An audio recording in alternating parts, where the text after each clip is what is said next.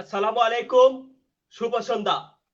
দীপশিকার নিয়মিত আয়োজন আলোকিত মানুষের সাথে দীপশিকা সংলাপের নবম পর্বে আপনারা যে যে জায়গা থেকে দেখতেছেন আপনাদেরকে শুভেচ্ছা ও স্বাগত জানাচ্ছি। আমি ফুরকান কুতুবী, শিক্ষার্থী, আসানুল্লাহ বিজ্ঞান ও প্রযুক্তি বিশ্ববিদ্যালয়।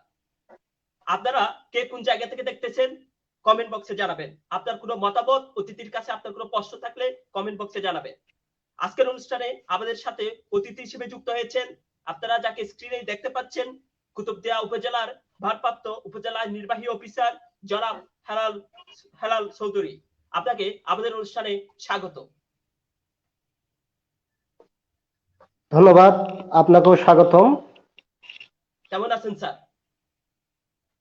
আছি, আলহামদুলিল্লাহ ভালো আছি। আপনি কেমন আছেন? আছি স্যার, আলহামদুলিল্লাহ।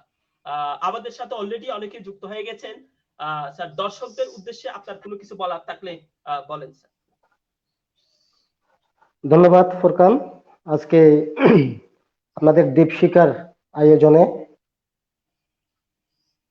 এইরকম একটা অনুষ্ঠান আয়োজন করেছেন, তো আপনাকে আপনাকে ধন্যবাদ। পাশাপাশি আমাদের সঙ্গে যারা যুক্ত হয়েছেন, দর্শকবৃন্দ, শ্রোতাবৃন্দ, আমি সবাইকে সালাম জানাচ্ছি, আসসালামু আলাইকুম, এবং আমাদের এই লাইভ অনুষ্ঠানে আমি স্বাগত জানাচ্ছি।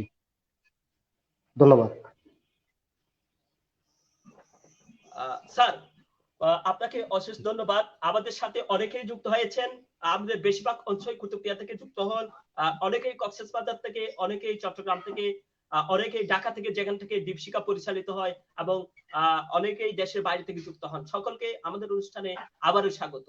আমরা প্রথমে শুনবো আপনার জীবনের গল্প। আমরা প্রথমেই শুনবো আপনার জীবনের গল্প, আপনার ছোটবেলা থেকে আজকের দিন পর্যন্ত আপনি বেড়ে ওঠা, এই গল্পটা আমরা প্রথমেই শুনবো। হ্যাঁ, ধন্যবাদ ফুরকান। আমার জীবনের গল্প, আমার জীবনের গল্প ছোটবেলা থেকেই। আমার গ্রামের বাড়ি চট্টগ্রাম জেলার বাঁশখালী উপজেলায় আমি বড় হয়েছি। আমি এইচএসসি পর্যন্ত আমি আমি বাঁশখালীতে কাটিয়েছি। পরবর্তীতে পরবর্তী অংশটা আমি শহরে কাটিয়েছি, চট্টগ্রাম শহরে। আমি চট্টগ্রাম কলেজ থেকে ফিজিক্সে অনার্স এবং মাস্টার্স সম্পন্ন করেছি। তো বাকি জীবন, এই বাকি অংশটা, আমার স্টুডেন্ট লাইফের বাকি অংশটা আমি চট্টগ্রাম শহরে কাটিয়েছি। পরবর্তীতে এই আমি বিভিন্ন ইয়াতে ছিলাম, এই বিভিন্ন সরকারি বিভিন্ন চাকরি করেছি। পরবর্তীতে বিসিএস, 35তম বিসিএস আমি অ্যাডমিন ক্যাডারে আমি জয়েন করেছি। জয়েন করে আজকে প্রথমে সিলেট জেলা প্রশাসক কার্যালয়, সিলেটে আমার প্রথম প্রায় 3 বছর কেটেছে। পরবর্তীতে এসিলেন্ট হিসেবেই আপনাদের কুতুবদিয়ায় আমার পোস্টিং হয়েছে। তো আজকে এই পর্যন্তই আছি। বর্তমানে আমাদের ইউনো স্যার বদলি হয়েছে, নতুন ইউনো স্যার এখনো আসে না। তো আমি সরকারি কমিশনার ভূমি হিসেবে দায়িত্ব পালন করার পাশাপাশি বর্তমানে উপজেলা নির্বাহী অফিসার ভারপ্রাপ্ত হিসেবে দায়িত্ব পালন করছি। সবাইকে ধন্যবাদ। ধন্যবাদ স্যার। স্যার, আমরা আরেকটু ব্রিফিংলি শুনবো আপনার কাছে যে আপনার যে বেড়ে ওঠার জন্য আপনার পড়ালেখার সময়কালীন বাঁশখালী বা কুতুবদিয়া বলা যায়, প্রায় একই একটা এরিয়া, সেক্ষেত্রে আপনি কোনো প্রতিবন্ধকতা সৃষ্টি হয়েছিলেন, বা আপনার স্কুল কোনটা বা কলেজ কোনটা, বা আপনার ভার্সিটি জীবনের একটু করে আমাদেরকে যদি সংক্ষেপে বলেন আর কি স্যার, একটু আমাদের জন্য যেটা অনুপ্রেরণাদায়ক হয়।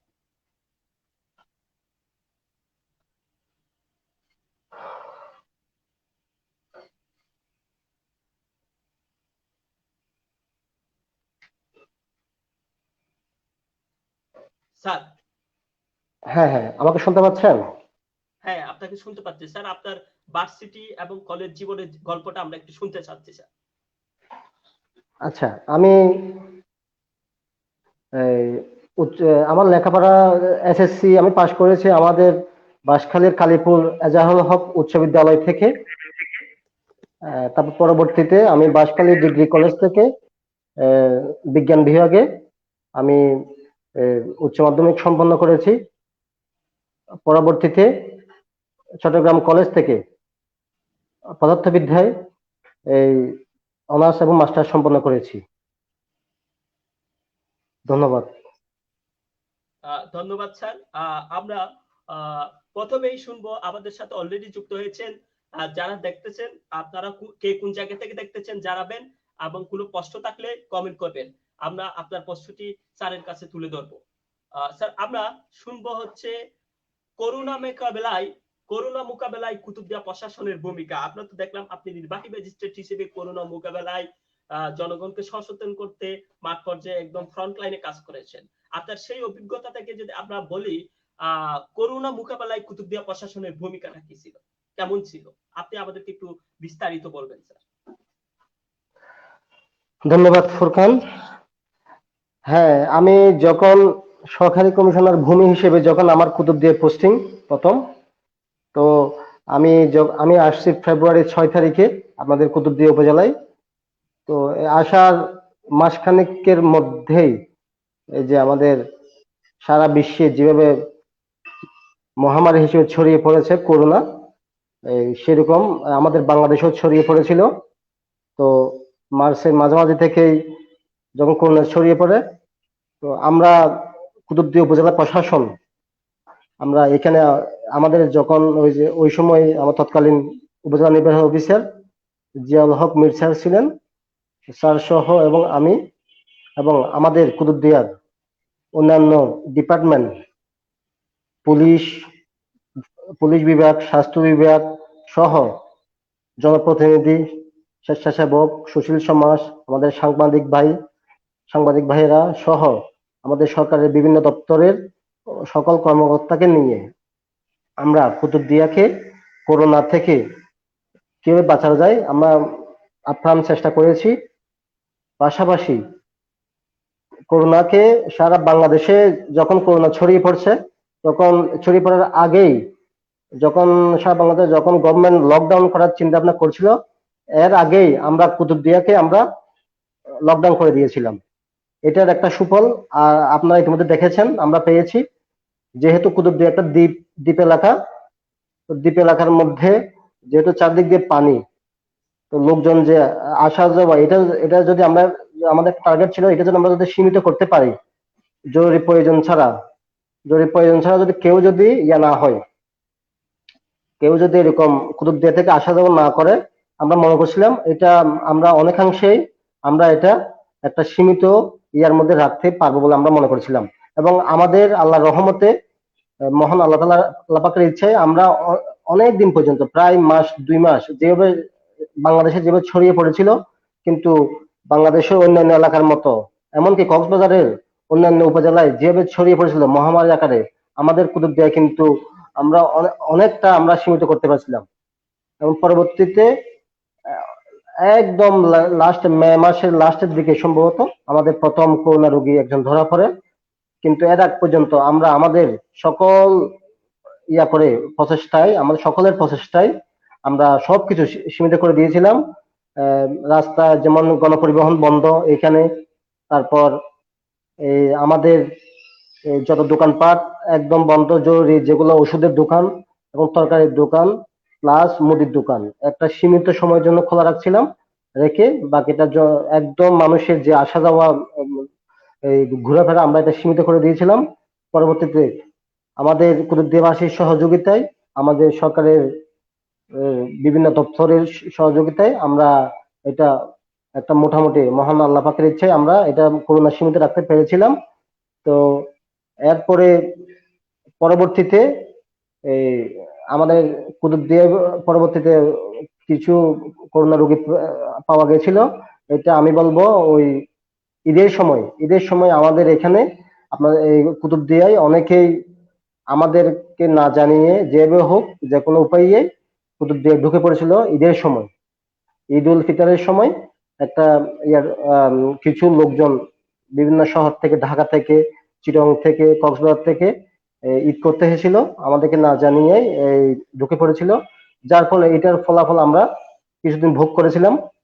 কিছু রোগী আমাদের বেড়ে গেছিল। তারপরেও আমরা যারা করোনা রোগী পাওয়া গেছিল, আমাদের আমরা এইসব বাড়ি লকডাউন করে, তারপর আমাদের স্বাস্থ্য বিভাগ থেকে আমাদের ডাক্তাররা সবসময় যোগাযোগ রেখেছে কিভাবে ইয়া করা যায়। তো আল্লাহ রহমতে এই পর্যন্ত আমরা আমাদের কুতুবদিয়ায় করোনা আক্রান্ত হয়েছে ঠিকই, আল্লাহর রহমতে আমাদের কুতুবদিয়ায় কেউ মারা যায়নি। যে দুইজন মারা গিয়েছে করোনা আক্রান্ত হয়ে, দুইজনে ছিল কুতুবদিয়ার বাইরে, আমাদের কুতুবদিয়ার বাইরের ছিল, ওনারা কুতুবদিয়ার বাইরে মারা গিয়েছিল। তো ওনাদের বাড়ি যেহেতু কুতুবদিয়া ছিল, এইখানে আমরা দাফন করেছি। এই দাফনকালীনও আমরা খুবই সীমিত আকারে, আহ, আমি নিজে ছিলাম দাফন কার্যে, আর আমাদের ইসলামিক ফাউন্ডেশনের একটা টিম ছিল, আমাদের কুতুবদিয়া থানার পুলিশ ছিল। আমরা মাত্র 4 থেকে 5 জনের, 5 জন নিয়ে আমরা ওদের দাফন কাজ শেষ করেছিলাম। কিন্তু আমাদের কুতুবদিয়া যারা অবস্থান করছিল, এরকম আমাদের কোনো রোগী আল্লাহ রহমতে আমাদের কোনো প্রাণ হারায় নাই। এটা আমরা মহান আল্লাহ পাকের দরবারে আমরা শুকরিয়া জ্ঞাপন করছি এই অনুষ্ঠানের মাধ্যমে।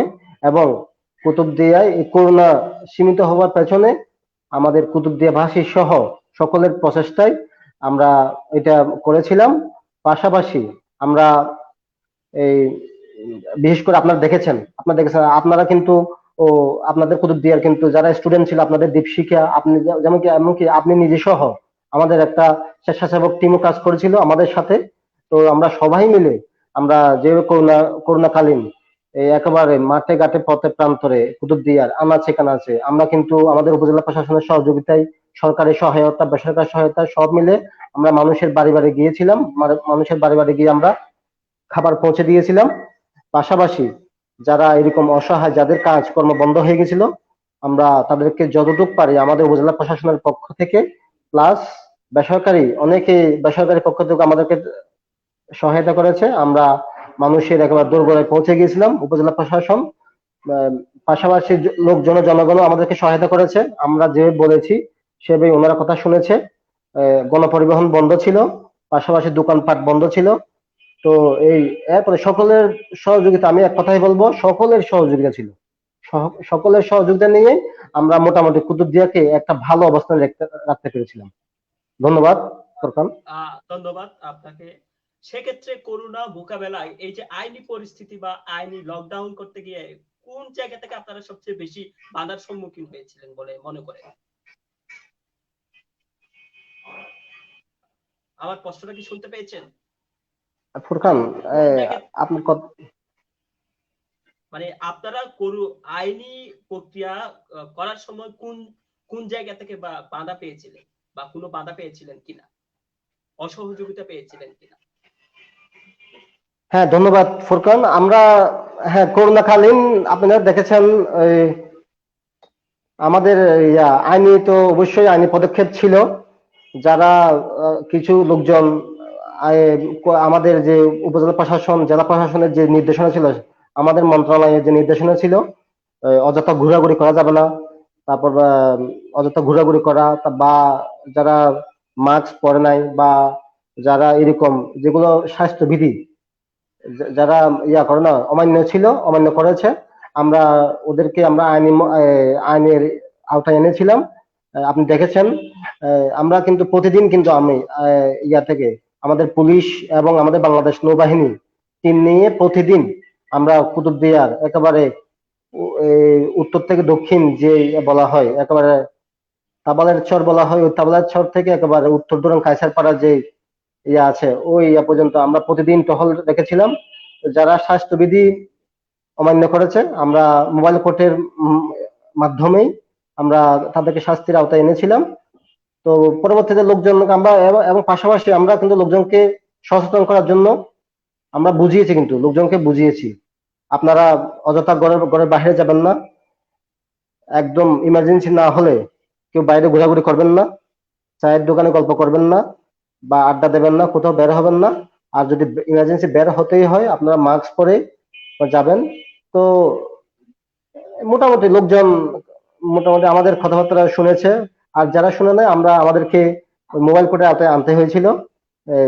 এই ওভারঅল সব মিলিয়েই আমরা কুতুবদিয়াকে মোটামুটি একটা ভালো অবস্থানে করোনার ছবল থেকে আমরা মোটামুটি রক্ষা করতে পেরেছি বলে আমি মনে করি। ধন্যবাদ। ধন্যবাদ আপনাকে, অশেষ ধন্যবাদ। আমরা এই মুহূর্তে আপনার কাছে জানতে চাইবো একটা প্রশ্ন, যে কুতুবদিয়ার বর্তমান পরিস্থিতি বা আপনি এখন নির্বাহী অফিসার হিসেবে আইনি পরিস্থিতিটাকে কিভাবে দেখেন বা কি অবস্থায় আছে বলে আপনি মনে করেন? হ্যাঁ, ধন্যবাদ আপনার একটা সুন্দর প্রশ্নের জন্য। হ্যাঁ, বর্তমান পরিস্থিতি যদি আমি বলি, আমাদের বর্তমানে করোনা রোগী আছে মাত্র দুইজন। গত রাত্রে একজন ধরা পড়েছে উত্তর ধরনের। এর আগে আমাদের আরেকজন ছিল।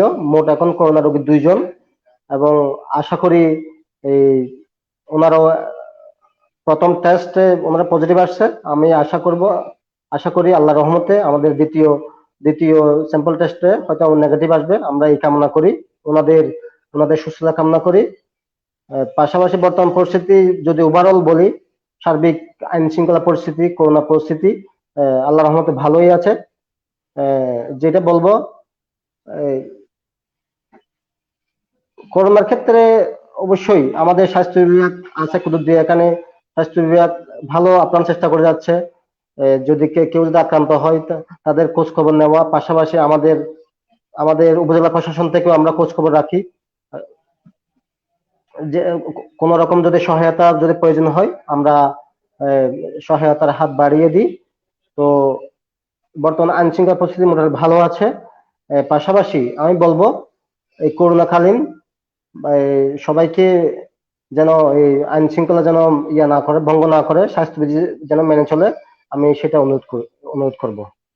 ধন্যবাদ। ফোরকান। ধন্যবাদ স্যার, আপনি আমাকে শুনতে পাচ্ছেন? স্যার, আপনি আমাকে স্পষ্ট শুনতে পাচ্ছেন? হ্যাঁ, শুনতে পাচ্ছি ফোরকান।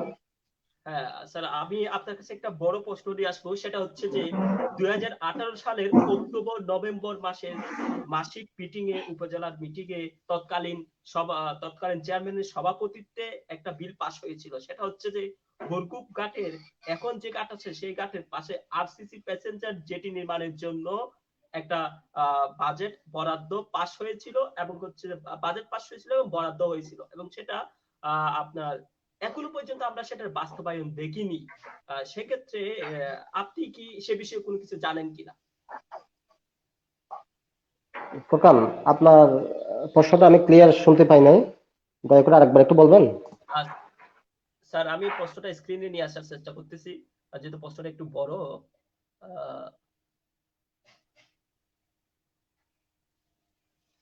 সম্ভবত আমাদের নেটওয়ার্কের প্রবলেম হচ্ছে। না না না না, আমি প্রশ্নটা একটু তাহলে বড়, সেই হিসেবে আমি এটাকে স্কিপ করে যাই। আমরা পরবর্তী প্রশ্নে চলে যাই। আমাদের অনেকেই দেখতেছেন, যে যে জায়গা থেকে দেখতেছেন, সে আবার আপনাকে অনেকেই দেখতেছেন। আপনার আপনার এলাকা থেকে একজন দেখতেছেন, বাঁশখালী থেকে একজন দেখতেছেন। স্যার, আমি তাকে নিয়ে আসার চেষ্টা করতেছি স্ক্রিনে।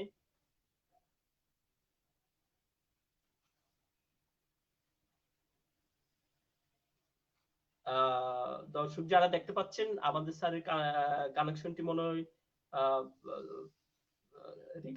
কানেকশনটি মনে লস হয়েছে। আমরা ওনাকে নিয়ে আসার চেষ্টা করতেছি। অতক্ষণ পর্যন্ত আমাদের সাথে থাকবেন। আপনার কোনো প্রশ্ন থাকলে কমেন্ট বক্সে জানাবেন।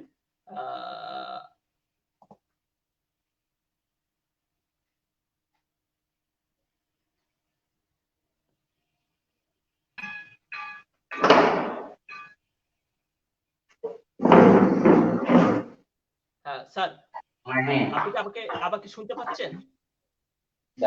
হ্যাঁ, শুনতে পাচ্ছি। আপনাকে একজন আপনার এলাকা থেকে দেখতেছেন, বাঁশখালী থেকে দেখতেছেন, বাঁশখালী ডিগ্রি কলেজ থেকে, কালীপুর বয় স্কুল 2007 সালের। সে আপনাকে দেখতে পাচ্ছেন। অনেকে দুরুম থেকে দেখতেছেন, অনেকেই চিরং থেকে দেখতেছেন। আমাদের একজন দর্শক আপনাকে বলেছেন যে সে কষ্ট পেয়েছে ঘাট পারাপারের সময়। সে বিষয়ে কি বলবেন স্যার? হ্যাঁ, ধন্যবাদ ফোরকান। আমাদেরকে এই অনুষ্ঠান দেখছেন অনেকে চট্টগ্রাম থেকে, আমাদের কালীপুর থেকে, বাঁশখালী থেকে, চট্টগ্রাম থেকে, কক্সবাজার থেকে অনেকে দেখছেন। যারা আমাদের সঙ্গে যুক্ত আছেন, আমি সবাইকে ধন্যবাদ এবং শুভেচ্ছা জানাচ্ছি। হ্যাঁ, একজন প্রশ্ন করেছে উনি ঘাট পার হওয়ার সময় কষ্ট পেয়েছে, সম্ভবত করোনাকালীন। হ্যাঁ, আমি আপনাকে একটু বলি করোনা। ফোরকান, হ্যাঁ, শুনতে পাচ্ছেন? হ্যাঁ, শুনতে পাচ্ছি, আপনি বলেন। হ্যাঁ, একজন বলেছে কষ্ট পেয়েছি আমরা ঘাট পার হওয়ার সময়। করোনাকালীন আমরা কুতুবদিয়াকে লকডাউন করার পাশাপাশি আমরা ঘাট পারাপার বন্ধ রেখেছিলাম অতি জরুরি প্রয়োজন ছাড়া।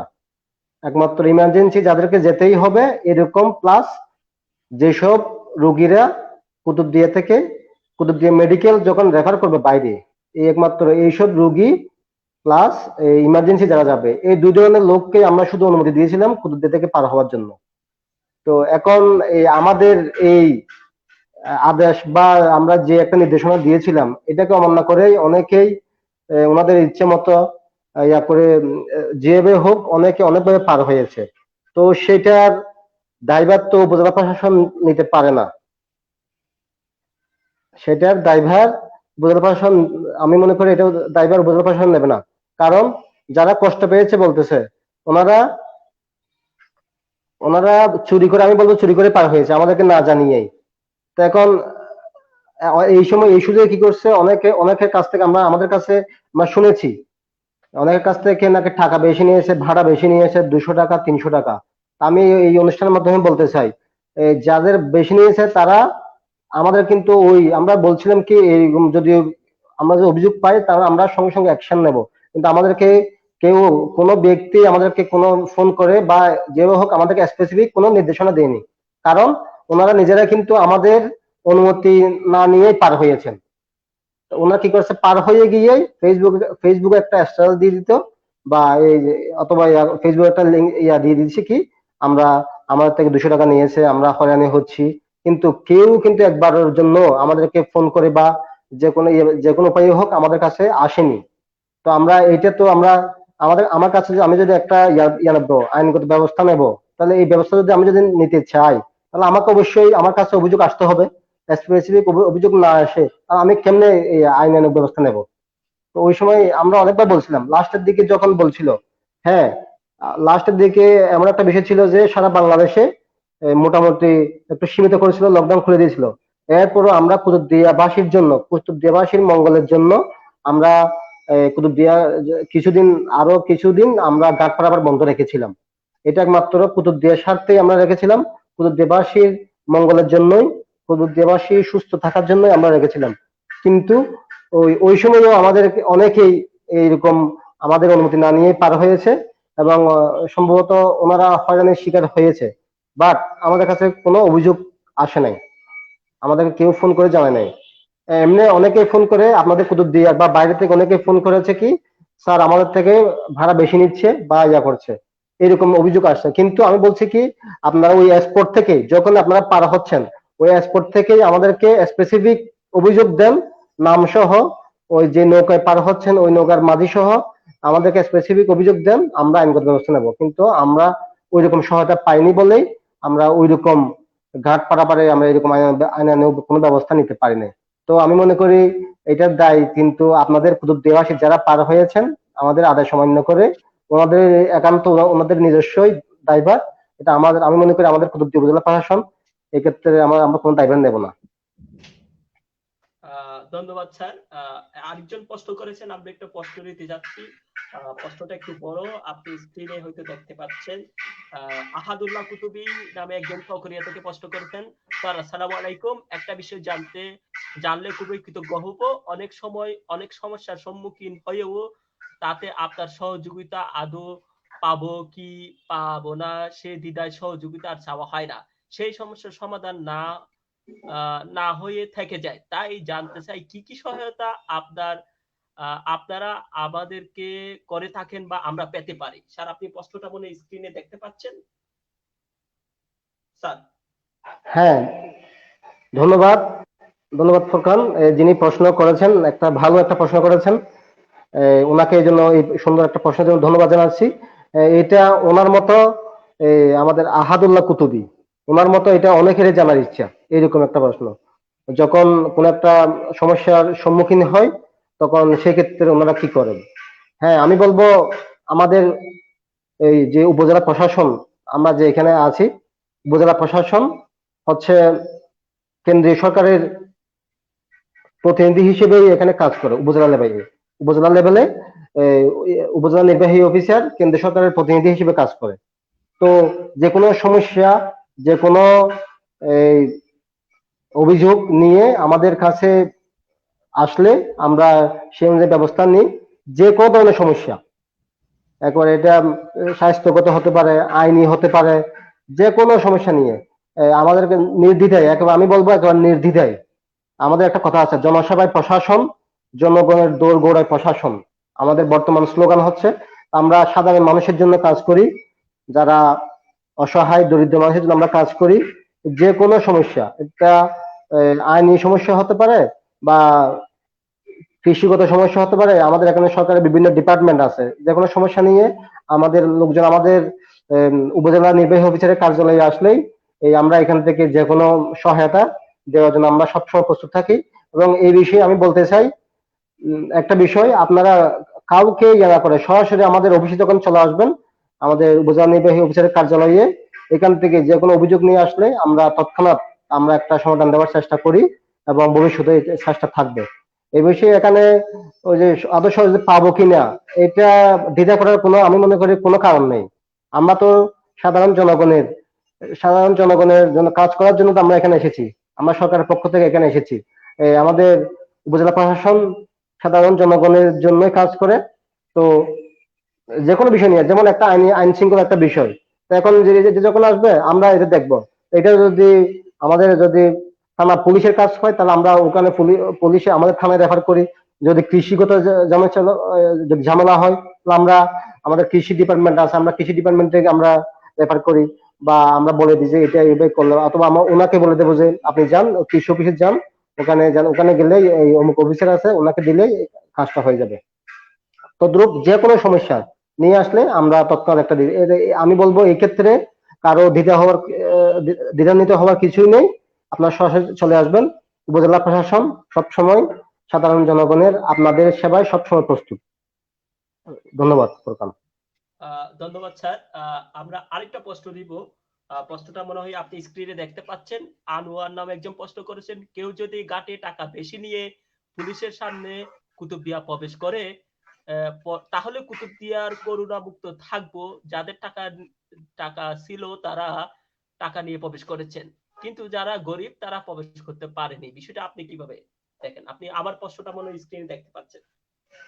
হ্যাঁ, ধন্যবাদ। অনেকেই বলছে বেশি টাকা দিয়ে প্রবেশ করেছেন।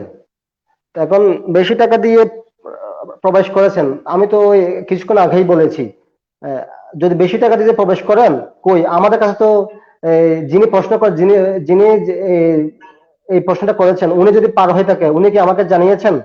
আমার মনে হয় উনি জানেনি, আমাদেরকে জানায়নি যে স্যার আমাদের কাছ থেকে ঘাটে টাকা বেশি নিচ্ছে। এখন আপনার প্রয়োজনে আপনি হয়তো আপনার প্রয়োজনে আপনি পার হয়ে গেছেন, কিন্তু এমন কিছু বিষয় আছে, জরুরি বিষয় যদি এরকম হয়ে থাকে, আপনাকে পার হতেই হবে, আপনার কুতুবদিয়ায় আসতেই হবে। তারা যেরকম অনেকে কিন্তু আসছে, যারা আমাদের সঙ্গে যোগাযোগ করেছে, আমার মনে হয় না ওরা হয়রানি শিকার হয়েছে বলে আমার মনে হয় না। এখন আমাদেরকে যদি আমাদের কাছ থেকে যদি অনুমতি নেওয়া না হয়, তাহলে এখন যদি এটা, আমি বলবো এটা ওনার একান্ত ওনার ব্যক্তিগত দায়। এখানে আমার তো আসলে এটা উত্তর দেওয়ার কিছু নেই, কারণ আপনি তো আমাদের কাছ থেকে অনুমতি নেন নাই। আপনার সিম্পল বিষয়, অনেকে সিম্পল বিষয় নিয়ে আপনার এখান থেকে পার হয়েছেন। হ্যাঁ, আমাদের কাছে অনেকেই আসছে, স্যার একটু ইয়াতে যাবো, চকরিয়ে যাব, আমি কিছু ব্যাংকে টাকা তুলবো, আমাদের কাছে এরকমও ইয়া নিয়ে আসে। তো আমরা কিন্তু বলছি, এই আপনি যদি ওখানে না গিয়ে যদি আপনার টাকাটা যদি পেয়ে যান, তাহলে কি আপনার ওখানে যাওয়ার দরকার আছে? তাহলে স্যার এটা আর ভালো হয়। আমরা কিন্তু এইখান থেকে বসে কিন্তু এরকম ওইখান থেকে ব্যাংকের মাধ্যমে যোগাযোগ করে কিন্তু আমরা অনেককে টাকা কালেকশন করে দিয়েছি। আবার অনেকেই আমার কাছে একজন ফোন করলো, স্যার আমি একটু কুতুব দিয়ে আসবো, আমার একটা জরুরি কাজ আছে। আমি বললাম, কি আপনার জরুরি কি কাজ, একটু শুনি, আমি দেখি, আমি যদি আপনি না এসে আমি দেখি আপনাকে একটু ইয়া করতে পারবেন দেখি, আপনারা হেল্প করতে পারবেন দেখি। তখন বললো, স্যার আমি অনেকদিন ধরে আসতেছি না, আমার মা আছে ওখানে, আর কেউ নেই। তো আমি ওনাকে বললাম, আপনার মা কি সুস্থ আছে? কয় জি স্যার সুস্থ আছে। তো তাহলে আপনার আর কষ্ট করে আর কিছুদিন অপেক্ষা করেন, তাহলে আপনি এখন ইমার্জেন্সি না হলে আসার দরকার নাই। তখন আমি ওনার সঙ্গে প্রায় 10 মিনিট কথা বলে এই ওনাকে আমি কনভিন্স করতে পেরেছি যে আপনার এখন দরকার নাই, যদি আপনার মা যদি কোনো অসুস্থ হয় বা ইমার্জেন্সি হয় আমাদেরকে জানাবেন, আমরা হেল্প করবো, সেক্ষেত্রে আপনাকে আমি আসার জন্য অনুমতি দেবো। তো ওই ব্যক্তি আর আসে নাই। তো এইরকম আমরা দেখেছি যারা আমাদের কাছে অভিযোগ নিয়ে আসছে, আমরা আগে শুনেছি ওনার সমস্যাটা কিরকম। এখন যদি ইমার্জেন্সি যেতেই হয়, তাহলে আমরা তো অনুমতি দিয়েছি। তো এখন ওই ওনারা যদি বেশি টাকা দিয়ে যদি পার হয় আমাদেরকে না জানিয়ে, তাহলে এখন আমি কি বলবো, এটা তো এটা একান্তই ওনার ওনার দায়ভার আর কি। ধন্যবাদ। ধন্যবাদ স্যার। আমরা আরেকটা প্রশ্ন নিব। আশা করি যিনি প্রশ্নটা করেছিলেন তিনি উত্তরটা পেয়েছেন। আমরা আরেকটা প্রশ্ন নিব। আমি স্ক্রিনে প্রশ্নটা নিয়ে আসার চেষ্টা করতেছি। জিয়াউর রহমান নামে একজন প্রশ্ন করেছেন, আহ, আপনাদের করণীয় কি কিছুই ছিল না? মানুষ অন্যায় করবে, মানবে না, না সেই জন্য প্রশাসন। স্যার আপনি, আমি প্রশ্নটা মনে হয় দেখতে পাচ্ছেন। হ্যাঁ, ধন্যবাদ। হ্যাঁ, আমি প্রশ্ন দেখতে পেয়েছি। আহ, বিচার দিলে বিচার করবেন, অনলাইনে সংবাদ পেয়েছি। হ্যাঁ, ঠিক আছে, পেয়েছি। আপনারা যদি একটু খোঁজ খবর নেন, আমি যদি ঘাটের বিষয়টা বলি, ঘাটের বিষয়টা যদি বলি, যেহেতু আমরা ফেসবুকে দেখেছি, অনলাইনে দেখেছি, অনেকে লিখেছেন ঘাটের পারাপার বিজনেসে। আমি আগেই বলেছি, বারবার বলতেছি, আমাদের কাছে কিন্তু কেউ কিন্তু স্পেসিফিক অভিযোগ নিয়ে আসে নাই।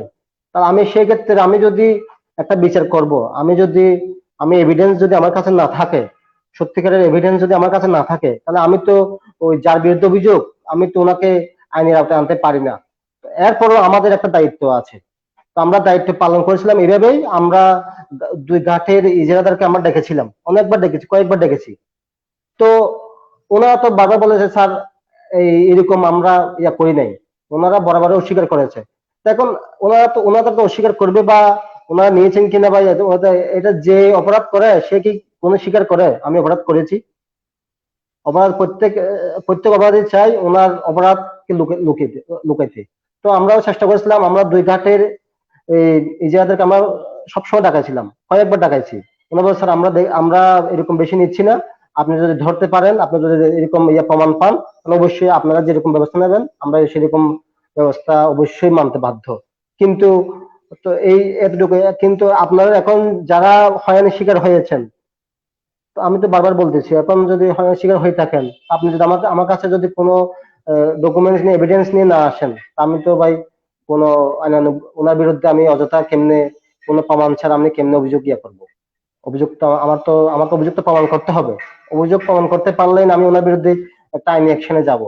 যেহেতু আমি এরকম কোনো অভিযোগ পাই নাই, সুতরাং আমি ওইরকম ওনাদের বিরুদ্ধে অ্যাকশনে যেতে পারি নাই। কিন্তু বারবার আমরা তখনকার আমাদের ইউনো স্যার ছিলেন, আর আমি তো ছিলামই। আমরা দুইজনে কিন্তু গাটের ইজারাদারকে অনেকবার ডাকাছিলাম, অনেকবার ডাকিয়ে কিন্তু আমরা বলে দিয়েছি মৌখিকভাবে, এরকম যদি কোনো আমরা যদি প্রমাণ পাই তাহলে আমরা অবশ্যই আইনি ব্যবস্থা নেবো। এবং ওনারা বলছে, স্যার যদি প্রমাণ পান তাহলে অবশ্যই আপনারা আইনি যেরকম ডিসিশন দেন আমরা অবশ্যই মানতে বাধ্য।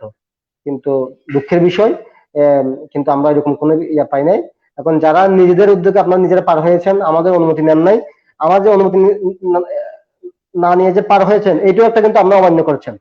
তো আপনি নিজেই কিন্তু একটা ফল্টে পড়ে যাবেন। কারণ ওই সময় যারা আইন অমান্য করে, হ্যাঁ, যারা আইন অমান্য করে অনেকে পার হয়েছেন, আমরা কিন্তু ওনাদেরকে কোয়ারেন্টাইন দিয়েছি, আমরা বাড়িতে কোয়ারেন্টাইন দিয়েছি। যারা এরকম সন্দেহ ছিল, করোনা হওয়ার সম্ভাবনা ছিল, আমরা অনেকে আমাদের প্রাতিষ্ঠানিক কোয়ারেন্টাইন সেন্টার ছিল, ওখানে রেখেছি। তো এইরকম অনেকে ভয়ে কি করতো, চুপচাপ টাকা বেশি দিয়ে হোক যেভাবে দিয়ে পার হয়ে বাসায় লুকে থাকতো, বা আমাদের কাছে কোনো ইনফরমেশন আসতো না। তো এটার দায়ভার কি আমি কেমনে নিই বলেন, আপনাই বলেন। ধন্যবাদ স্যার। কিছুক্ষণ আগে আনোয়ার নামে একজন প্রশ্ন করেছিলেন, সে একটু ফিডব্যাকটা দিল। উনি পার হতে পারেননি, ইনুসারের নাম্বারটা ওনার কাছে ছিল না, থাকলে ওনাকে ফোন করে জানাতেন। হ্যাঁ, ধন্যবাদ আনোয়ার, ফোরকান এবং আনোয়ার দুজনকে ধন্যবাদ। আপনি পারাপার হতে পারেননি, আপনার কাছে ইউনো স্যারের নাম্বার ছিল না, এটা এই জন্য আমি দুঃখ প্রকাশ করছি। কিন্তু আমি মনে করি বর্তমান এই ডিজিটাল বাংলাদেশের যুগে একজন ইউনো স্যারের বা একজন এসিলেন্ট স্যারের নাম্বার পাওয়া যায় না, এটা খুবই একটা, আমি বলবো, দুষ্কর আর কি, দুষ্কর বিষয়। কারণ আপনি এখন ওয়েবসাইটে উপজেলা প্রশাসন কুতুব দিয়ে যখন ওয়েবসাইটে যখন আপনি গুগলে গিয়ে যখন চেক করবেন, ওখানে অফিসিয়াল নাম্বার অবশ্যই আছে। আপনি এখনই ঢুকে ট্রাই করেন, আনোয়ারকে আমি বলবো এই অনুষ্ঠানের মাধ্যমে আপনি এক্ষুনি ওয়েবসাইটে উপজেলা প্রশাসন কুতুব দিয়া অথবা উপজেলা নির্বাহী অফিসার কুতুবদিয়া দিয়ে আপনি সার্চ দেন, আপনি অবশ্যই ওনার পার্সোনাল, আপনি পার্সোনাল নাম্বার নাও পেতে পারেন, কিন্তু অবশ্যই অফিসিয়াল নাম্বার আছে, অফিসিয়াল নাম্বার পেয়ে যাবেন। এবং পাশাপাশি অফিসিয়াল মেইলও আছে, যোগাযোগের জন্য মেইল অ্যাড্রেসও আছে, আপনি অবশ্যই পেয়ে যাবেন। পাশাপাশি এটা তো আছেই, এবং আমার আমার মনে হয় না এই কুতুবদিয়ায় এই করোনাকালীন এই ইউনো স্যারের নাম্বার, আমাদের আমার এসিলেনের সরকারি নাম্বার, আমাদের কুতুবদিয়া থানা পুলিশের ওসি সাহেবের নাম্বার নাই এমন কোন ব্যক্তি আছে কিনা আমার সন্দেহ ছিল। কারণ এটা মিডিয়ার মধ্যে আমাদের ফেসবুক পেজ ছিল, এসিলেন কুতুবদিয়া, ইউনো কুতুবদিয়া, ওসি কুতুবদিয়া, আবার আমাদের স্বাস্থ্য বিভাগের পক্ষ থেকে একটা ছিল ইউএইচসিও কুতুবদিয়া, কুতুবদিয়া স্বাস্থ্য কমপ্লেক্স, এই নামে বিভিন্ন পেজ আছে। বিভিন্ন পেজে আমরা নাম্বার গুলো সব সময় আমরা করেছি, প্রচারণা চালিয়েছি, এবং এই নাম্বার থেকেই আমাদের কাছে সবাই যোগাযোগ করতো। এখন আপনি হয়তো পান নাই, এইটা আমি কি করবো, আমি আপনার জন্য দুঃখ প্রকাশ করছি। এই দুঃখ প্রকাশ ছাড়া তো আমরা আর কিছু করার নাই বর্তমানে, আপনি পান নাই। আহ, আপনাকে আপনাকে ধন্যবাদ স্যার। সিরাজুল কাইম নামে একজন আপনাকে ধন্যবাদ জানিয়েছেন। আমরা স্যার আরেকটা প্রশ্ন নিব। আহাদুল্লাহ কুতুবী নামে একজন প্রশ্ন করেছেন, আমি প্রশ্নটা স্ক্রিনে দিয়েছি, আপনি হয়তো স্যার দেখতে পাচ্ছেন। জেটি পাটা 3 টাকা ছিল কিন্তু আগে, কিন্তু এখন 5 টাকা নেই। তা আপনার অনুমতি নিয়ে, কারণ টাকা অনেক বেশি হয়ে যায় অনেকের জন্য। 5 টাকাটা আগে 3 টাকা ছিল, এখন 5 টাকা করে ফেলছে, সেটা কি আপনার অনুমতি সাপেক্ষে, বা আপনি সেটা কিভাবে জানেন কিনা? হ্যাঁ, এখন, হ্যাঁ, ধন্যবাদ। আমাদের জেঠি ভাড়া কোনটার জন্য কয় টাকা, এটা একটা নিয়ম আছে। তো এখন যদি এরকম বেশি নিয়ে থাকে, যদি 3 টাকা ছিল বলতেছেন, এখন 5 টাকা নিচ্ছে।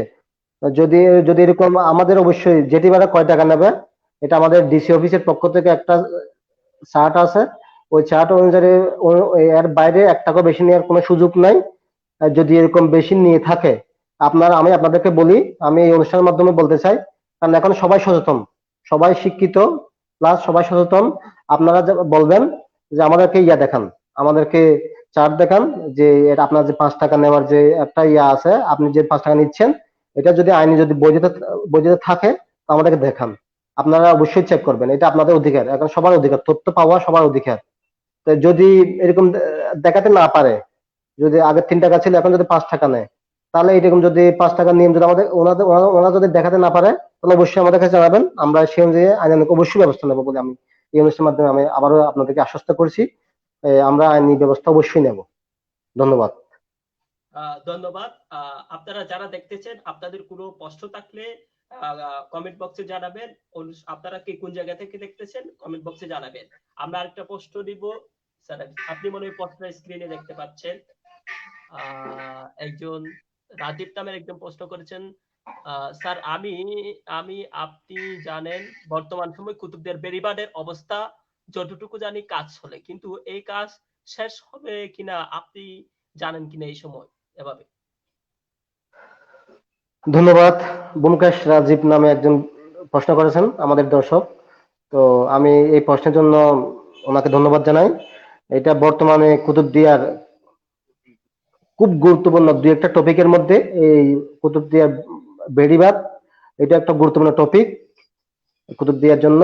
আপনারা জানেন এই আমাদের কুতুবদিয়ার চারপাশেই যে বেড়িবাঁধের কাজ চলছে, তো এটা এটা অবশ্যই আমাদের পানি উন্নয়ন বোর্ড এই বেড়িবাঁধের বিষয়টা দেখে মূলত। তো এবং ওনাদের পক্ষ থেকে অলরেডি ঠিকাদাররা এই কাজ করতেছে, এই বেড়িবাঁধের কাজ চলছে। তো এর মধ্যে যেহেতু এটা তো একটা দীর্ঘ দীর্ঘ সময় লাগে, একটা বেড়িবাঁধ, সম্পূর্ণ বেড়িবাঁধের একটা কাজ শেষ হতে একটা নির্দিষ্ট সময় আছে, ওই সময় তো লাগবে। এবং আমরা জানি, যতটুকু দেখছি, আমাদের ঠিকাদাররা কাজ করছে, বেড়িবাঁধের কাজ চলছে। তো এই বিষয়ে আমাদের পানি উন্নয়ন বোর্ড এবং আমাদের পক্ষ থেকে আমাদের এরকম এই যে আমাদের দেখাবলের যে দায়িত্বটা আমরা দেখছি। এরপরে যদি কোনো অভিযোগ থাকলে আমাদের কাছে জানালে আমরা অবশ্যই দেখব। আর পাশাপাশি আমি বলবো একটু ধৈর্য ধরেন, আশা করি আপনারা ভালো একটা বেড়িবাঁধ পাবেন, এবং বেড়িবাঁধ সম্পর্কে যদি কোনো অভিযোগ থেকে থাকে আমাদের কাছে আসবেন, আমরা সেই বিষয়টা দেখবো, আমি মনে করি। ধন্যবাদ। ধন্যবাদ স্যার। স্যার, আগের পোস্টের সাথে যোগ করে একজন বলেছেন আজকে পারাপারের সময় 5 টাকা করে দিছে, যদিও স্যার আমি নিজেই 3 টাকায় পার হতাম। আমি জানি না উনি আজকে পারাপারের সময় নাকি গিয়াসউদ্দিন গিয়াস নামে একজন 5 টাকা করে দিয়েছে। স্যার, এই বিষয়ে আপনি হয়তো একটু খবরাখবর নেবেন। আচ্ছা, হ্যাঁ আমি দেখলাম, প্রশ্ন দেখলাম। তো আমি বলবো ঠিক আছে, যদি 5 টাকা নেওয়ার বিধান থাকে আমি দেখবো। আমি এই অনুষ্ঠানের মাধ্যমে বলতে চাই আমি অবশ্যই এটা দেখবো, এবং আপনাদের অনুষ্ঠানের পরে আমি যোগাযোগ করব, দেখি মানে ওরা কি এরকম এই বছর নতুন চুক্তিতে, এটা চুক্তি ওই আমাদের ডিসি অফিস থেকে এই চুক্তিটা করে। এই আমাদের ইজারাদারের যে নিলামের বিষয়টা আছে, তো এখানে যদি এরকম নিয়ম থাকে তাহলে তো থাকলো, আর যদি যদি বেশি নেওয়া হয় বা যদি নিয়ম না থাকে তাহলে আমি অবশ্যই ব্যবস্থা নেব। আমি এই অনুষ্ঠানের মাধ্যমে যা মানে যাতে কথা দিলাম, আমি অবশ্যই ব্যবস্থা নেব এটা। ধন্যবাদ। স্যার, আমরা আরেকটা প্রশ্ন নিব। আপনারা যারা দেখতেছেন, আপনাদের কোনো প্রশ্ন থাকলে কমেন্ট বক্সে জানাবেন। আমরা একটা প্রশ্ন নিব। সাবমেরিন কেবল যে বিদ্যুৎ সংযোগের, সেটা আমরা জানি বরাদ্দ হয়েছে এবং সেটা টেন্ডারও ঘোষণা করেছে। আগামী সেপ্টেম্বর যে টেন্ডার নেওয়ার যেটা ডেডলাইন দেওয়া আছে, এটা আপাতত আমরা ধরে নিতে পারি সাবমেরিন কেবলের মাধ্যমে বিদ্যুৎ সংযোগ হচ্ছে। সেটার জন্য কুতুবদিয়ার মাঠ পর্যায়ে কোনো প্রস্তুতি হচ্ছে কিনা বা কোনো প্রিপারেশন হচ্ছে কিনা সে সম্পর্কে আপনি কিছু জানেন কিনা, এই প্রশ্নের সাথে আমি একটু যোগ করলাম। ধন্যবাদ। আনোয়ার একজন প্রশ্ন করেছেন সাবমেরিন কেবলের মাধ্যমে কুতুবদিয়া বিদ্যুতায়নের যে পরিস্থিতি, বর্তমান পরিস্থিতি। হ্যাঁ, আপনারা জানেন আমাদের কুতুবদিয়ায়, আমরা আশা করছি আমাদের কুতুবদিয়ায় বিদ্যুৎ আসতেছে, এবং সাবমেরিন কেবলের মাধ্যমেই এটা কুতুবদিয়াবাসীর দীর্ঘদিনের একটা আশা প্রতীক্ষা, যে কুতুবদিয়া বিদ্যুৎ কবে আসবে। এবং সেই লক্ষ্যে আমাদের এই বর্তমান মাননীয় প্রধানমন্ত্রী জননেত্রী শেখ হাসিনা যে ওনার যে অঙ্গীকার, ঘরে ঘরে বিদ্যুৎ, সেই অঙ্গীকার নিয়ে কাজ করতেছে। এবং তারই ধারাবাহিকতায় আমাদের বর্তমান কুতুবদিয়া মহেশখালীর যে সংসদ সদস্য জনাব আশিকুল্লাহ রফিক এমপি মহোদয়, যে ওনার উদ্যোগ, পাশাপাশি আমরাও আমাদের পক্ষ থেকেও আমরা এই বিষয়ে যথেষ্ট সচেতন। এই যত দ্রুত আমরা চেষ্টা করতেছি, যত দ্রুত এই কুতুবদিয়ায় বিদ্যুৎ আসবে আশা করছি। এবং আপনারা জানেন ইতিমধ্যেই আন্তর্জাতিক টেন্ডার হয়েছে, কারণ এগুলো সবগুলো আন্তর্জাতিক কাজ বেশিরভাগই। তো আন্তর্জাতিকভাবেই সবগুলো টেন্ডার ইতিমধ্যে শেষ হয়েছে। সম্ভবত একটা টেন্ডার বাকি ছিল, এটাও সম্ভবত টেন্ডারটা মনে হয় প্রক্রিয়া শেষ হয়েছে। আমরা আশা করি এই অচিরেই, এবং এই প্রকল্পের এই বিদ্যুৎ প্রকল্পের একটা ওই একজন পিডি স্যার নিয়োগও হয়েছে, অলরেডি পিডি নিয়োগ হয়েছে। তো আশা করি এই বিদ্যুৎ যখন সবগুলো যখন টেন্ডার যখন প্রক্রিয়া যখন শেষ হবে, এবং অচিরেই এই কাজ শুরু হবে। এবং আশা করি আগামী বর্তমান 2021 সালে হয়তো মাঝামাঝি সময় আমরা আশা করছি মাঝামাঝি সময়ে আমরা কুতুবদিয়ায় সবার ঘরে ঘরে বিদ্যুৎ দিতে পারবো বলে আমরা মনে করি। ধন্যবাদ। আপনার সাথে আমিও আশা করি। আপনাকে অশেষ ধন্যবাদ। স্যার, ঘাট পারাপারের বিষয়ে একজন কমেন্ট করেছেন, আমি কমেন্টে আপনার সামনে নিয়ে আসার চেষ্টা করতেছি। কামরুল ইসলাম নামে প্রশ্ন করেছেন, আমি আগের 2 বছরের পর পর দরবার ঘাটের ইজারাদার ছিলাম। জনপ্রতি 3 টাকার চুক্তি ডিসি সাহেবের সাথে, এবং আমরা 3 টাকা করেই নিতাম। স্যার, আপনি এই প্রশ্নটি দেখতে পেরেছেন এবং বুঝতে পেরেছেন ওনার হ্যাঁ, হ্যাঁ, ধন্যবাদ। ফিলোসফি। হ্যাঁ, আমি তো বললাম এটা ওই এই ঘাট ইজারা দেওয়া হয় আমাদের ডিসি অফিস থেকে, আমাদের জেলা প্রশাসকের কার্যালয় চট্টগ্রাম থেকে। তো এখন সরি, জেলা প্রশাসক কার্যালয় কক্সবাজার থেকে। তো এখন ওই যে যে বছর ইজারা যারা নেয় ওনাদের সঙ্গে ডিসি অফিসের একটা চুক্তি হয়, ওই চুক্তিতে লিখে থাকে কিরকম ভাড়া নেবে, কিরকম জেঠি ভাড়া, কিরকম পারাফার ভাড়া, এগুলা নেয়, এগুলো উল্লেখ থাকে। তো আমি তো যেহেতু যেটা উল্লেখ থাকবে ওইটাই তো নেবে, এটাই তো নিয়ম। এই নিয়মের বাইরে কেউ যেতে পারবে না। এখন এই বছর যদি এরকম নতুন নিয়ম যদি হয়, 5 টাকা নেওয়ার নিয়ম হয়, আমার এটা এই মুহূর্তে জানা নেই 3 টাকা নাকি 5 টাকা, এটা আমি তো বললাম, তো আমি দেখবো, আমি দেখে যদি নিয়মের বাইরে যদি নেওয়া হয়, অনিয়ম যদি ঘটে, অবশ্যই আমরা আইনানুগ ব্যবস্থা নেব। ধন্যবাদ। ধন্যবাদ আমাদেরকে যারা দেখতেছেন, সকলকেই ধন্যবাদ। আপনাদের কোনো প্রশ্ন থাকলে আমাদের কমেন্ট বক্সে জানাবেন, আমরা আপনাদের প্রশ্নোত্তর পর্বে ফিরে যাব। তার আগে আমরা আমাদের শিডিউল কয়েকটা প্রশ্ন শুনবো। স্যার, আপনি আমাকে শুনতে পাচ্ছেন? হ্যাঁ প্রকান, স্যার, বলেন। আমরা এখন শুনবো হচ্ছে আপনার বিসিএস ক্যাডার হওয়ার গল্পটা আমরা একটু শুনবো। আমাদের স্টুডেন্ট যারা আছে, তরুণ যারা আছে, এখন হচ্ছে যেটা হট টপিক যে বিসিএস ক্যাডার, আপনার বিসিএস ক্যাডার হওয়ার গল্পটা আমরা একটু শুনবো। এর মধ্যে দিয়ে আপনারা যারা আমাদেরকে শুনতে পাচ্ছেন, আপনাদের কোনো প্রশ্ন থাকলে কুতুবদিয়া সম্পর্কিত কমেন্ট বক্সে করবেন। এই প্রশ্নের পরে আপনাদের প্রশ্ন নিয়ে আসার চেষ্টা করব। ধন্যবাদ। ধন্যবাদ আপনাকে এবং দীপশিকাকে। এই হ্যাঁ, বিসিএস ক্যাডার হওয়ার গল্প। বিসিএস বর্তমান বাংলাদেশে যদি সরকারি চাকরি যদি আমরা অবস্থা দেখি, তাহলে এই বিসিএস বিসিএস বাংলাদেশ সিভিল সার্ভিসে জয়েন করা সবার একটা স্বপ্ন থাকে। তো বর্তমানে সর্বোচ্চ মানে লেভেল চাকরির ক্ষেত্রে এখন বিসিএস কে সর্বোচ্চ সবাই গুরুত্ব দিয়ে থাকে। তো আমার আমার এরকম স্বপ্ন ছিল বিসিএস ক্যাডার হব। তবে সেই স্বপ্ন ছিল, আহ,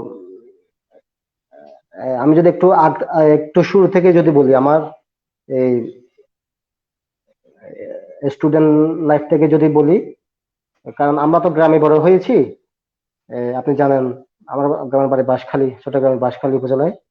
তো ছোটকাল থেকে ইচ্ছে ছিল লেখাপড়া করছি। আমরা তো মোটামুটি একটা সাধারণ পরিবারের ছেলে। তো আমাদের এলাকায় আশেপাশে এরকম বিসিএস ক্যাডার ছিল না। তো এরকম বিসিএস জিনিসটা কি আমরা জানতামই না। এমনি সবাই, এলাকার সবাই অনেকে শিক্ষিত, এমনি বিভিন্ন সরকারি জব করেন, বেসরকারি জব করেন। যেহেতু বিসিএস ক্যাডার আশেপাশে ছিল না আমাদের এই এলাকার মধ্যে, এলাকা বলতে একেবারে আমাদের ওয়ার্ড যদি বলি, আমার ওয়ার্ডের মধ্যেই কোনো বিসিএস ক্যাডার ছিল না। তো সুতরাং এই বিসিএস জিনিস কি জানতাম না। তবে পরবর্তীতে আমি যখন এসএসসি পরীক্ষা দিই, তো এসএসসি পরীক্ষার সময় দেখতাম, এই তো আমরা এর আগে শুনতাম যে ম্যাজিস্ট্রেট আসবে, পরীক্ষা হলে ম্যাজিস্ট্রেট আছে। আহ, কোনো যদি নকল টকল কেউ যদি করে ধরা পড়লে ওনারা এক্সপেল করেন, এগুলো শুনতাম। এবং নিজেও যখন এসএসসি পরীক্ষা দিলাম, তখন ম্যাজিস্ট্রেট দেখতাম। তো এই দেখার পর থেকেই একটা মাঝে মধ্যে স্বপ্ন দেখতাম, আমি যদি ভবিষ্যতে বড় হয়ে যদি একজন ম্যাজিস্ট্রেট হতে পারতাম। আহ, তখনও কিন্তু যে ম্যাজিস্ট্রেট যে বিসিএস দিয়ে হয়, এটা আমরা জানতাম না ব্যক্তিগতভাবে। তো পরবর্তীতে উচ্চ মাধ্যমিক শেষ করলাম, তারপরে যখন মাস্টার যখন করলাম, অনার্স যখন শেষ পর্যায়ে যখন কলেজে ভর্তি হয়েছি, আমি বলেছি আমি চিটাগং কলেজ থেকে ফিজিক্স অনার্স এবং মাস্টার সম্পন্ন করেছি। তো তখন চিটাগং কলেজে ভর্তি হয়েই তখন শুনলাম যে এই আমাদের স্যারেরা বিসিএস শিক্ষা ক্যাডার। তো তখন এই বিসিএস একটু একটু বুঝতেছি। তো পরবর্তীতে যখন আমরা অনার্স শেষ করেই দেখলাম এই যে সবাই বিসিএস জন্য অনেকে প্রস্তুতি নিচ্ছে, অনেকে বিসিএস কোচিং এ ভর্তি হচ্ছে, এরকম শুনলাম। তো আমি চিন্তা করলাম, হ্যাঁ তাহলে তো বিসিএস কি জিনিস। আমি আমার এক ভাইয়ার কাছে গেলাম। এই তো ওনার কাছ থেকে এই প্রথম, ভাইয়া বলতে এটা একটা বিসিএস ভর্তি কোচিং সেন্টার ছিল। তো ওই যে যিনি মালিক, ওই বিসিএস কোচিং সেন্টার আমি আর আমার এক বন্ধু গিয়েছিলাম। তো ওনার কাছ থেকে প্রথম আমি বিসিএস সম্বন্ধে একটা ক্লিয়ার একটা আইডিয়া পেলাম। এই বিসিএস ক্যাডার হতে গেলে কি করতে হবে, কিভাবে এই লেখাপড়া করতে হবে, কি কি জানতে হবে, কোন কোন বিষয় জানতে হবে, এম, কিভাবে হলে একটা বিসিএস ক্যাডার হওয়া যাবে, এরকম বিভিন্ন একটা মোটামুটি একটা আইডিয়া পেলাম। তো পাশাপাশি আমি তা ওনার মুখ থেকে এই বিসিএস এর যখন আইডিয়া পেলাম, আমার মনে খুবই একটা উৎসাহ জাগলো যে তাহলে তো মনে হয় আমিও তো একজন বিসিএস ক্যাডার হতে পারি। তো সেই থেকে প্রস্তুতি। পাশাপাশি আমি ওই কোচিং সেন্টারে ভর্তি হয়েছিলাম। কোচিং সেন্টারে ভর্তি হওয়ার পাশাপাশি এই আমার আমার নিজ উদ্যোগে আমি বিসিএস ক্যাডার হওয়ার জন্য আমার নিজেই লেখাপড়া শুরু করলাম, পাশাপাশি কোচিং সেন্টারে ভর্তি হলাম। তো এই তো ইচ্ছা। আমি যে একটা যে কথা আছে, ওই যে আমাদের আব্দুল সাইদ স্যার যে বলতো, মানুষ তার স্বপ্নের সমান বড়। তো স্বপ্ন দেখতে তো অসুবিধা নেই, আমি এই স্বপ্ন দেখতাম। তো আমি যে একটা স্বপ্ন টার্গেট করতাম, আপনি যদি 100 নাম্বার জন্য যদি আপনি প্রস্তুতি নেন, আপনি অন্তত 80-90 পাবেনই, এটা একবার কনফার্ম। আপনি যত কম টার্গেট করবেন, ওই কমের কাছাকাছি যাবেন। আপনি যত বেশি বেশি টার্গেট করবেন, আপনি ওই টার্গেটে যদি পৌঁছতে নাও পারেন, আপনি একবার কাছাকাছি যাবেন, যদি আপনার অধ্যবসায়, আপনার চেষ্টা, সাধনা থাকে। আমি এই অনুষ্ঠানের মাধ্যমে জানাবো, যারা অনুষ্ঠান দেখছেন, আমি ওনাদেরকে জানাবো, যারা এরকম ভবিষ্যতে আপনার বিভিন্ন স্বপ্নে, যে কোনো কাজে আপনার লক্ষ্যে যদি আপনি যদি পৌঁছতে চান, অবশ্যই আপনার আরাধনা, আপনার চেষ্টা, আপনার সাধনা, আপনার অধ্যবসায় অবশ্যই থাকতে হবে। এই চেষ্টা করে যেতে হবে আপনার ভাগ্যে। আরেকটা বিষয়, আমি কিন্তু ভাগ্যকে খুব বিশ্বাস করি। আপনার ভাগ্যে থাকতে হবে। তো আপনার শুধু ভাগ্যে থাকলে হবে না, আপনাকে চেষ্টা করে যেতেই হবে। তো আমিও সেই রকম চেষ্টা করে গিয়েছিলাম। তো ক্যাডার হতে গেলে যা যা লেখাপড়া করতে হয়, একেবারে একাগ্র চিত্তেই লেখাপড়া করেছি। তো আমি ইন দ্য মিন টাইম বিভিন্ন সরকারি জব করেছি। আমি ব্যাংকে কাজ করেছি, একটা সরকারি ব্যাংকে কাজ করেছি। আমি জাতীয় রাজস্ব বোর্ডে কাস্টমসে কাজ করেছি।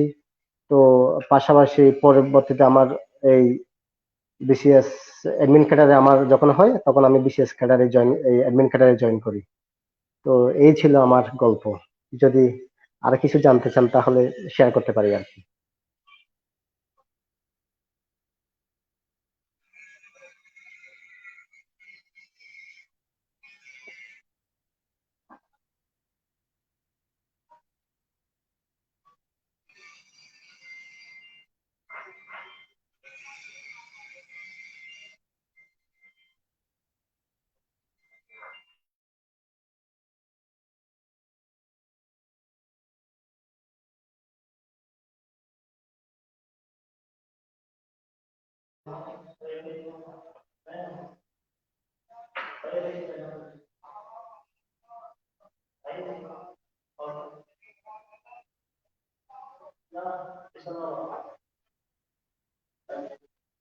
হ্যালো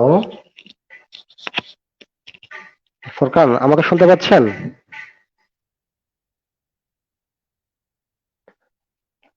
সম্ভবত নেটওয়ার্ক প্রবলেম।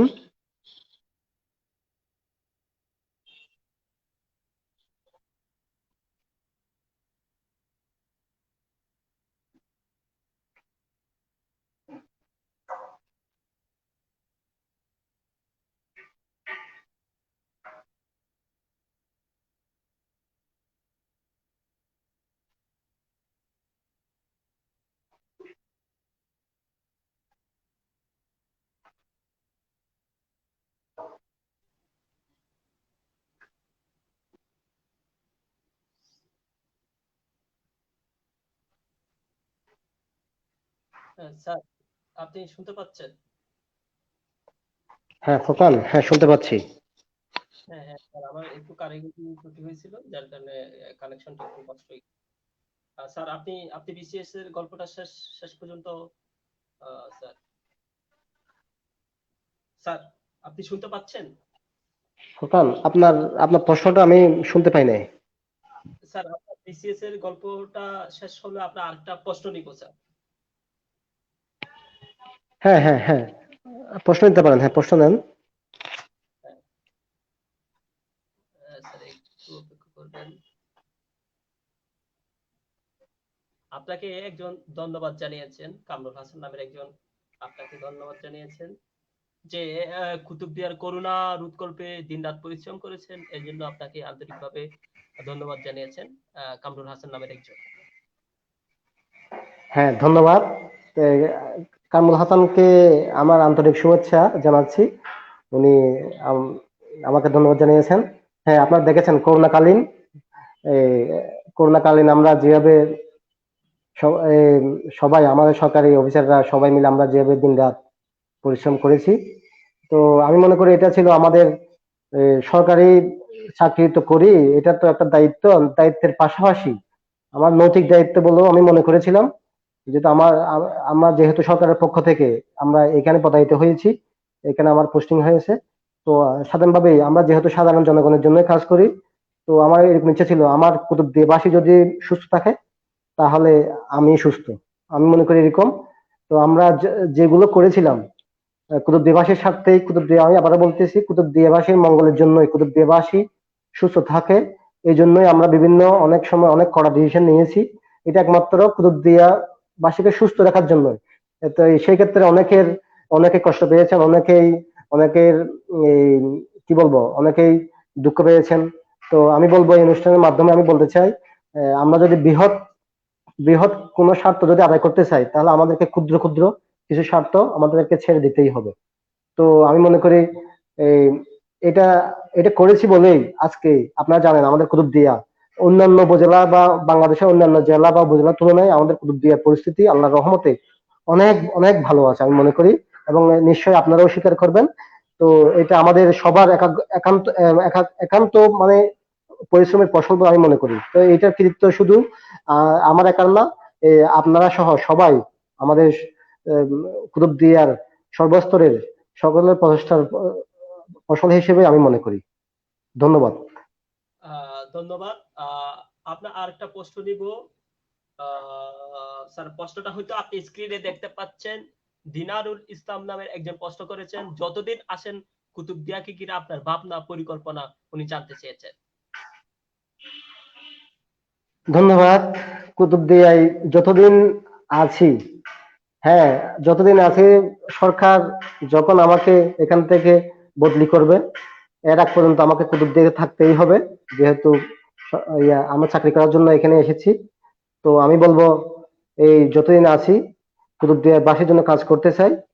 আমাদের কুতুবদিয়াবাসী যেন ভালো থাকে, কুতুবদিয়ার আইন শৃঙ্খলা পরিস্থিতি যেন ভালো থাকে, কুতুবদিয়ার মানুষ যেন সুখে থাকে, এই কুতুবদিয়াবাসীর যে কোনো সমস্যার সমাধানে আমরা যেন কাজ করতে পারি। আমি এই এটাই আমার পরিকল্পনা। পাশাপাশি যে যে কোনো আমি আগেও বলেছিলাম যে কোনো সমস্যা যদি পড়ে কুতুবদিয়াবাসী, আমাদের সরকারি নাম্বার আছে, নাম্বারে যদি আমাদের যোগাযোগ করে আমরা আহ, তৎক্ষণাৎ আমরা অবশ্যই সাড়া দেব। ভবিষ্যতে যেরকম যদি কেউ যদি কোনো সমস্যা নিয়ে পড়েন তাহলে অবশ্যই আমাদেরকে ফোন দেবেন। পাশাপাশি এই কুতুবদিয়া আমি এই অনুষ্ঠানের মাধ্যমে বলবো আপনারা আইন শৃঙ্খলা মেনে চলবেন। কুতুবদিয়া কুতুবদিয়াবাসী যেন সুস্থ থাকে, এই ভালো থাকে, কুতুবদিয়া আইন শৃঙ্খলা যেন ভালো থাকে। আপনারা সবাই সহযোগিতা না পেলে এটা কোনো মতেই আমাদের একার পক্ষে, প্রশাসনের পক্ষে সম্ভব না। কারণ আহ, একটা কথা আছে, আইন দিয়ে সবকিছু হয় না। আইন দিয়ে সবকিছু হয় না। আমরা নিজেরাই যদি আইন অমান্য করি তাহলে তো আইন কোনোদিনই হবে না, আইন শৃঙ্খলা পরিস্থিতি উন্নয়ন হবে না। তো আমি বলবো যে আমরা সবাই যদি নিজ নিজ অবস্থান থেকে যদি আমার দেশকে যদি ভালোবাসি, আমার মধ্যে যদি দেশপ্রেম থাকে, তাহলে আমরা অবশ্যই আইন মেনে চলবো। তাহলে আমি মনে করি আমাদের আমাদের কুতুবদিয়া অবশ্যই ভালো থাকবে। ধন্যবাদ। ধন্যবাদ স্যার, আপনাকে একজন ধন্যবাদ জানিয়েছেন। আহ, আরেকজন আনোয়ার নামে যিনি কিছুক্ষণ আগে প্রশ্ন করেছিলেন, তিনিও আপনাকে ধন্যবাদ জানিয়েছেন। আপনার সুস্থায়ু কামনা করেছেন। আপনার কে উনি আপনার জন্য দোয়া এবং ভালোবাসা রেখেছেন। আমার পক্ষ থেকেও আপনাকে ধন্যবাদ। আমরা আরেকটা প্রশ্ন নিব। প্রশ্নটা হচ্ছে যে নাস নাসমুস সাকিব নামে একজন প্রশ্ন করেছেন। স্যার, আমি প্রশ্নটা স্ক্রিনে নিয়ে আসার চেষ্টা করতেছি। আপনি হয়তো প্রশ্নটা দেখতে পাচ্ছেন। মাস্ক ব্যবহারে মানুষ কতটুকু সচেতন, আপনার মতামত জানাবেন স্যার। হ্যাঁ, একই প্রশ্ন ধন্যবাদ। আমারও ছিল, স্যার। হ্যাঁ, আপনাকে এবং নাজমুস সাকিব নামে যিনি প্রশ্ন করেছেন, আপনাদের দুজনকে ধন্যবাদ। হ্যাঁ, বর্তমানে এখন যে করোনা পরিস্থিতি, করোনার আমরা এখন যে পর্যায়ে আছি, সর্বশেষ যেটা আমাদের এই জাপানের একদল গবেষক আবিষ্কার করেছেন যে আমরা যখন হাঁচি দিই, এই হাঁচি দিলে হাঁচির সাথে যে আমাদের জীবাণুগুলো যে বের হয় এইগুলো নাকি আমাদের আপনার বাতাসে নাকি অবস্থান করে। আগে এর আগে আমরা জানতাম ওই 3 ফিট একটা দূরত্ব বজায় রাখলে হাঁচি দিলেও কোনো সমস্যা হবে না। কিন্তু এখন সর্বশেষ যেটা আবিষ্কার, এটা হচ্ছে কি হাঁচি দিলে আমাদের জীবাণুগুলো আমাদের বাতাসে নাকি অবস্থান করে। তো সেখান থেকে এখন আমাদের যারা স্বাস্থ্য বিশেষজ্ঞ আছেন, ডাক্তার আছেন, ওনারা পরামর্শ হচ্ছে যে মাস্ক যদি আমরা যদি পরি নিয়মিত, আমরা মাস্ক পরে যদি আমরা যদি চলাফেরা করি, আমরা অন্তত সেই থেকে আমরা রক্ষা পাবো। তো আমি মনে করি সেই গুরুত্ব থেকেই এই মাস্ক সবার পরা উচিত। এবং আমরা অলরেডি, আপনারা জানেন, এই সেই মাস্ক যেন সবাই পরে। আমরা সেই জন্য আমরা একটা নিয়েছিলাম, আমাদের মন্ত্রণালয়, আমাদের আমাদের স্থানীয় সরকার বিভাগের আমাদের মানে সচিব স্যার জনাব হেলাল উদ্দিন স্যার, উনি একটা স্লোগান দিয়েছেন, নো মাস্ক নো সার্ভিস। এটা আমাদের ডিসি অফিসের পক্ষ থেকেও জানানো হয়েছে। তো আমরা সেই নো মাস্ক নো সার্ভিস নামে আমরা একটা স্লোগান, আমরা এটা কুতুব দিয়ে বাস্তবায়ন করার জন্য আমরা কাজ করে যাচ্ছি। অর্থাৎ এটা হচ্ছে এমন, আপনার কাছে একজন ব্যক্তি যখন সার্ভিস নিতে আসবে, ওনার মুখে যদি মাস্ক না থাকে, উনি যদি মাস্ক ইউজ না করেন, তাহলে আপনি ওই ব্যক্তিকে আপনি ওই সার্ভিস দেবেন না। যেমন একজন ব্যক্তি ওষুধ কিনতে গেল ফার্মেসিতে, ওই ফার্মেসি ওয়ালার তো মুখে অবশ্যই মাস্ক থাকতে হবে। পাশাপাশি যিনি ওষুধ কিনতে গেছেন, ওনার যদি মাস্ক না থাকে, তাহলে ওই ব্যক্তিকে বলতে হবে কি, আপনি একটা মাস্ক কিনে নিয়ে আসেন, মাস্ক পরে আসেন, তাহলে আমি আপনাকে এই ওষুধ বিক্রি করব।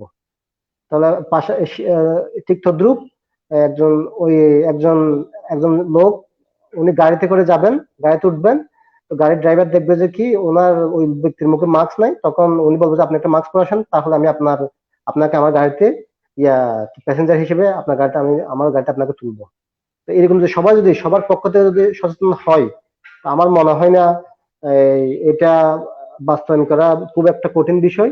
আর এটার জন্য উদ্যোগ কি, সবার ব্যক্তিগত সচেতনতা। আমরা সবাই যার যার অবস্থান থেকে আমরা যদি, এটা সিম্পল একটা বিষয়, এটা কোনো আমি বলবো কোনো কষ্টের বিষয় না। একটা মাস্ক মুখে পরিধান করে আমি বের হব, এই মাস্ক পরলে তো ওই এমনি করোনা ছাড়াও হতো, আপনার ধুলা বালি থেকে তো আপনি রক্ষা পাবেন, আপনি সর্দি থেকে রক্ষা পাবেন একটা মাস্ক পরলে মুখে।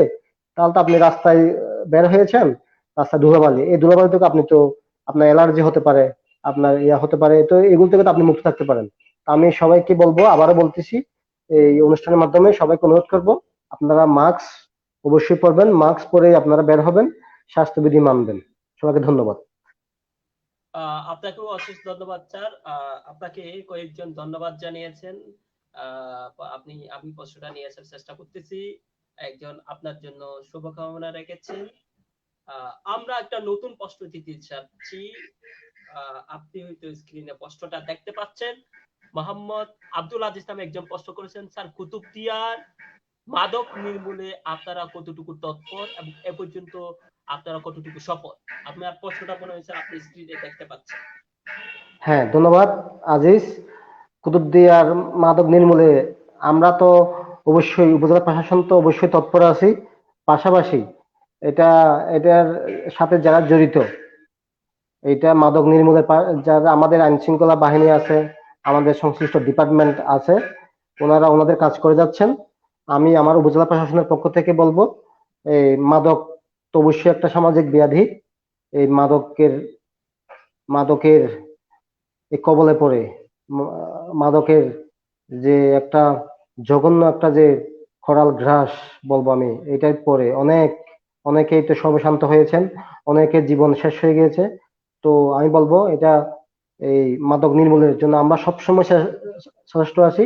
এই ক্ষেত্রে আমাদের এই উপজেলায় বর্তমান কুলবে থানায় নতুন আমাদের যে ওসি সাহেব এসেছেন, উনিও ওই এই ব্যাপারে যথেষ্ট সচেতন আছেন। এবং অলরেডি আপনারা দেখেছেন এই আমাদের ফেসবুকের মাধ্যমে এই উনি কয়েকটা মাদক ব্যবসায়ীকে আটক করতে পেরেছেন। এবং এই ব্যাপারে আমরাও যথেষ্ট সহায়তা করছি এবং আপনাদেরকেও জানাচ্ছি। এই আপনারা আমাদেরকে জানাবেন কোথায় মাদকের ব্যবসা হচ্ছে, কোথায় মাদক পাচার করছে, এই মাদক ব্যবসার সাথে কারা কারা জড়িত, আমাদেরকে তথ্য দেবেন। আমি এই অনুষ্ঠানের মধ্যে কথা দিচ্ছি, আমরা যারা তথ্য দেবেন, অথেন্টিক তথ্য যারা দেবেন, আমরা এই তাদের তথ্য অবশ্যই গোপন রাখবো, তাদের পরিচয় গোপন রাখবো। আমরা যদি তথ্য পাই, তাহলে আমরা উপজেলা প্রশাসন, আমাদের থানা আছে, পুলিশ আছে, পাশাপাশি যারা অন্যান্য এই যে আমাদের নার্কোটিক্স ডিপার্টমেন্ট আছে, আমরা তাদেরকে নিয়ে আমরা অবশ্যই সেই মাদক নির্মূলে আমরা কাজ করে যাচ্ছি এবং যাব ইনশাল্লাহ। আর আমার অবশ্যই ইচ্ছা, আমার আমাদের কুতুবদিয়াবাসী যেন মাদকের করাল গ্রাস থেকে যেন মুক্ত থাকে, এটা আমারও, সবার ইচ্ছা। পাশাপাশি আমারও ইচ্ছা যে মাদক থেকে যেন আমরা যেন মুক্ত থাকতে পারি। এবং এই বিষয়ে আপনাদের, সাধারণ জনগণের অবশ্যই সহযোগিতা আমাদের প্রয়োজন।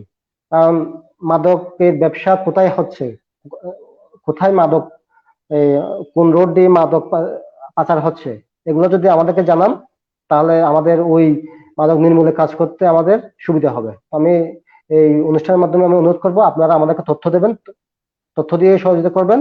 আমরা অবশ্যই এই মাদক নির্মূল অবশ্যই আমরা আইনি অ্যাকশনে যাব ইনশাল্লাহ। ধন্যবাদ। আপনাকে অশেষ ধন্যবাদ। আমরা অনুষ্ঠানের প্রায় শেষ পর্যায়ে চলে এসেছি। যারা এতক্ষণ ধরে আমাদেরকে দেখতেছেন, আমাদের প্রোগ্রাম দেখতেছেন, আমাদের সঙ্গে ছিলেন, সকলকে ধন্যবাদ। আমরা এই মুহূর্তে জানতে চাইবো স্যার, আপনি দীপশিখাকে যতটুকু জানলেন, আপনার দীপশিখার কাজের মূল্যায়ন কি এবং দীপশিখার কাছে আপনি কি প্রত্যাশা করেন?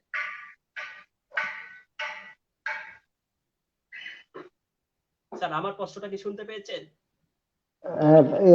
ফোরকান, আপনার প্রশ্নটা স্পষ্ট আমি শুনতে পারিনি, একটু আবার একটু দয়া করে একটু বলবেন কি? আমার প্রশ্নটা ছিল দীপশিখার কাজের মূল্যায়ন আপনি কিভাবে করেন, বা আপনার কাছে আপনার প্রত্যাশাটা কি, আপনি কিভাবে দেখেন দীপশিখার কাজকে?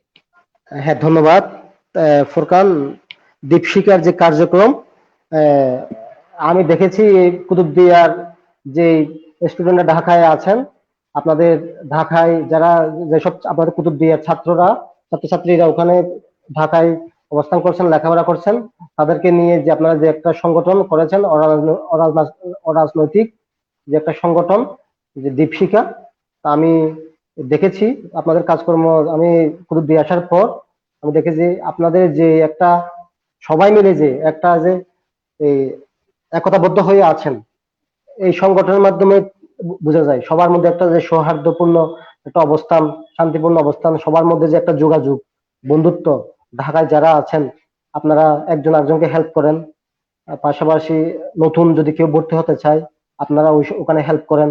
পাশাপাশি আপনারা বিভিন্ন এই ওনাদের যারা গরিব ছাত্র থাকে তাদেরকে আপনারা হেল্প করেন, কে ভর্তি হবে বা আর্থিক সহায়তা দেন। পাশাপাশি আপনারা বিভিন্ন অনুষ্ঠান আয়োজন করেন। তো আমি বলি এটা, আমি তো মনে করি এটা খুবই একটা ভালো উদ্যোগ। এরকম এরকম বিভিন্ন সংগঠন থাকা উচিত প্রত্যেক উপজেলায় বা প্রত্যেক ইয়াতেই। কারণ এটার মাধ্যমে এগুলো কিন্তু আগে ছিল না, এখন ইদানিং এরকম আপনাদের মতো আমাদের তরুণরা এইসব উদ্যোগ নিচ্ছেন। একটা আমি আপনাদেরকে ধন্যবাদ জানাই, কারণ এর মাধ্যমে এখন এই যে কুতুবদিয়া থেকে যে একজন ছাত্র যে ঢাকায় যাচ্ছে, ভর্তি হতে যাচ্ছে বা চট্টগ্রাম যাচ্ছে, অনেকে অনেক কিছু জানে না বা চিনে না। তো আপনারা যে হেল্প করেন এটার মাধ্যমে ওর স্বপ্নটাকে ওর স্বপ্নটাকে আরো একেবারে আহ, স্বপ্নটাকে সত্যি করার যে একবার কাছাকাছি আপনারা নিয়ে যাচ্ছেন, এই জন্য আপনাদের উদ্যোগকে আমি স্বাগত জানাই, আপনাদেরকে ধন্যবাদ জানাই। পাশাপাশি এরকম কাজ করেন। এবং এই কাজ করতে গিয়ে যদি আমাদের উপজেলা প্রশাসন যদি কোনো সহযোগিতা থাকে, আমরা অবশ্যই আমার পক্ষ থেকে, আমি ব্যক্তিগত পক্ষ থেকে আমি সবসময় সহায়তা করব। কারণ কুতুবদিয়া আসার পর আমি যেটা দেখেছি, এ, এখানে অনেক মেরিটোরিয়াস ব্রিলিয়ান্ট আমি স্টুডেন্ট দেখেছি। বর্তমানে ঢাকা ইউনিভার্সিটি সহ বাংলাদেশের অনেক ইউনিভার্সিটিতে মেডিকেলে আপনাদের কুতুবদিয়ার অনেক ব্রিলিয়ান্ট ছাত্রছাত্রীরা লেখাপড়া করছে এবং আরো এরকম আছে। তো এই বর্তমানে যারা আছে ওদেরকে যদি একটু গাইড করা যায়, একটু যদি হেল্প করা যায়, তাহলে ওরা আরো অনেক উচ্চ পর্যায়ে যাবে। তো এই ক্ষেত্রে আপনাদের অবশ্যই অবদান রয়েছে, আপনাদের ভূমিকা রয়েছে। আপনারা আপনাদের ভূমিকা পালন করে যাবেন, তাহলে আপনাদের এই কুতুবদিয়া আরো অনেক আলোকিত হবে, আরো অনেক ধন্য হবে, আরো অনেক এগিয়ে যাবে আমি মনে করি। তো আপনাদের এই দীপশিখার কার্যক্রমকে আমি আবারও আমার ব্যক্তিগত তরফ থেকে আমার পক্ষ থেকে সাধুবাদ, ধন্যবাদ, আন্তরিকতা অভিনন্দন জানাই। ধন্যবাদ স্যার। আমরাও আশা করব আমাদের কার্যক্রমের সাথে আপনি থাকবেন, আমাদের যেভাবে সহযোগিতা করা প্রয়োজন সেভাবে সহযোগিতা করবেন। আমাদের প্রোগ্রামটা এতক্ষণ পর্যন্ত যারা দেখতেছেন, কুতুবদিয়া থেকে যারা দেখতেছেন, কক্সবাজার থেকে যারা দেখতেছেন, চট্টগ্রাম থেকে যারা দেখতেছেন, ঢাকা থেকে যারা দেখতেছেন, দেশের বাইরে থেকে যারা দেখতেছেন, সকলকে আবারও ধন্যবাদ। আমরা অনুষ্ঠানের শেষ পর্যায়ে স্যার, দর্শকদের উদ্দেশ্যে আপনার শেষ কোনো কিছু বলার থাকলে, কুতুবদিয়া মানুষের উদ্দেশ্যে আপনার শেষ কিছু বলার থাকলে, বা এখন ভারপ্রাপ্ত ইউনো হিসেবে কিছু বলার থাকলে বলতে পারেন। হ্যাঁ, ধন্যবাদ। হ্যাঁ, ধন্যবাদ ফোরকান। আমি যেহেতু আমরা প্রোগ্রামের একেবারে শেষ পর্যায়ে চলে এসেছি, তো আমি বলবো কুতুবদিয়ায় আমি আসছি অলরেডি প্রায় 7 মাস অতিক্রম করছে। তো আমি যেটা কুতুবদিয়াবাসীকে যেটা দেখেছি, কুতুবদিয়ার মানুষ অনেক সহজ সরল, সাধারণ মানুষ অনেক সহজ সরল, এবং আমি বলবো নিরীহ। কারণ এটা দ্বীপ এলাকা, অনেক সুবিধা বঞ্চিত, এখানে অনেক নাগরিক সুযোগ সুবিধা অনেক কম। তো এরপরও এই নাগরিক সুযোগ সুবিধা কম থাকা সত্ত্বেও এখানকার মানুষ যেভাবে দিন যাপন করছে, তো আমরা উপজেলা প্রশাসনের পক্ষ থেকে আমরা তাদের কিভাবে দিন দিন যাপন, যেভাবে আমাদের জীবনযাত্রাকে মান উন্নয়ন করা যায়, বাংলাদেশ সরকার যেভাবে কাজ করে যাচ্ছে সারা বাংলাদেশে, আমরা যে ক্ষুধামুক্ত, আমাদের মাননীয় প্রধানমন্ত্রী শেখ হাসিনা যেভাবে ক্ষুধামুক্ত দারিদ্র্যমুক্ত বাংলাদেশ গঠনে এগিয়ে যাচ্ছে, পাশাপাশি সেই উদ্যোগগুলো আমরা কুতুবদিয়াতেও আমরা বাস্তবায়ন করতে চাই। এই এই কাজ করতে গিয়ে কুতুবদিয়াবাসীকে আমাদের সাথে রাখতে চাই। আমাদের কুতুবদিয়াবাসী, আমাদের উপজেলা প্রশাসন এই কুতুবদিয়াবাসীকে নিয়ে সঙ্গে কাজ করতে চাই। পাশাপাশি আমি বলবো, আমার আরেকটা বিষয়, আমি তো ভারপ্রাপ্ত উপজেলা নির্বাহী হিসেবে আছি, কিন্তু আমার মূল দায়িত্ব হচ্ছে আমি সরকারি কমিশনের ভূমি হিসেবে আমি কাজ করছি। তো ভূমি নিয়ে আমার কাজ, তো ভূমি নিয়ে আমি একটু কথা বলতে চাই। এই আপনারা ইতিমধ্যে জেনেছেন, কুতুবদিয়ায় আমি আসার পর থেকে, আমি যেদিন জয়েন করেছি কুতুবদিয়ায়, আমি একটা টার্গেট নিয়েছি, কুতুবদিয়ায় সাধারণ মানুষ যেন হয়রানি শিকার না হয়। যে কোনো বিষয়ে, ভূমি সংক্রান্ত যে কোনো বিষয়ে আমার কাছে সরাসরি চলে আসবে, আমি এই মেসেজটা দিয়েছি।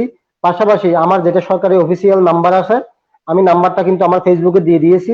আমি আমি এসে একটা এসিলেন্ট কুতুবদিয়া নামে আমি একটা ফেসবুক আইডি খুলেছি, যেন সাধারণ মানুষ যেন আমাকে ওখানে জানাতে পারে, অভিযোগ করতে পারে। কুতুবদিয়ার ল্যান্ড নিয়ে, ভূমি নিয়ে যে কোনো অভিযোগ আমার কাছে জানালে আমি সরাসরি ওই সমস্যার সমাধানে আমি সাহায্য করব।